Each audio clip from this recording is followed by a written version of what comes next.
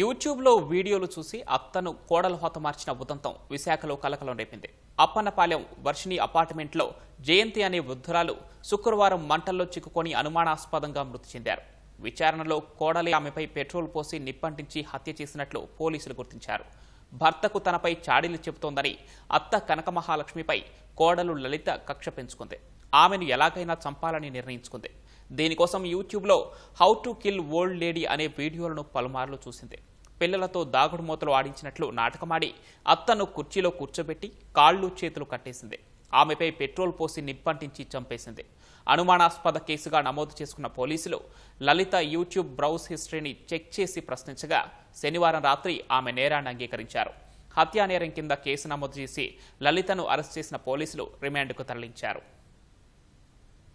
ఈ లలితాదేవి గారు ఎవరైతే కోడలు ఉన్నారో ఆవిడ చెప్పేది ఏంటంటే, మా అత్తగారు నన్ను ఎప్పుడూ కూడా పెళ్ళైనప్పటి నుండి కూడా సరిగ్గా చూసుకునేది కాదు, ఇల్లు శుభ్రంగా ఉంచట్లేదని, అలాగే ఎక్కడికి వెళ్ళినా సూటిపోటి మాటలతో తిడుతూ ఉంటుందని, అలాగే అందరి దగ్గర నా గురించి చెప్తూ ఉంటుందని చెప్పి చాలా బాధపడేదాన్ని. దానివల్లే నేను ఆమె వేధింపులు ఈ మధ్యన మరీ ఎక్కువైపోవడం వల్ల నేను ఏదో విధంగా ఆమెను చంపాలని ఆవిడ డిసైడ్ అయింది. సో దీంట్లో భాగంగా ఆవిడ 6వ తారీఖు రాత్రి సుమారు 7 గంటల సమయంలో బండిలో పెట్రోల్ కొట్టించుకుంటాను అనే దాంతో ఆవిడ బండిలో పెట్రోల్ని ఒక వాటర్ బాటిల్లో పెట్రోల్ కొట్టించుకుని దాని పక్కన పెట్టుకుంది. హస్బెండ్ ఎవరైతే సుబ్రహ్మణ్యం ఉన్నారో ఆయన ఉద్యోగానికి వెళ్ళిపోయిన తర్వాత పిల్లలతో నానమ్మతో దాగుడు మూతలు ఆడదామన్న దాంతో ఆమె చేతులు కాళ్ళు కూడా కట్టేయడం జరిగింది. కట్టేసి సడన్ గా తెచ్చుకున్న పెట్రోల్ ఏదైతే ఉందో అది ఆవిడ మీద వేసేసి అక్కడ ప్రమిద ఉంటే ఆ ప్రమిదని ఒత్తిని ఆవిడ మీద విసరడంతో అది మంట అంటుకుని దాని ద్వారా ఆవిడ చనిపోయింది. మంటలు కాలుతున్న టైంలో చిన్న పాప కదా తెలియక దగ్గరికి వచ్చింది.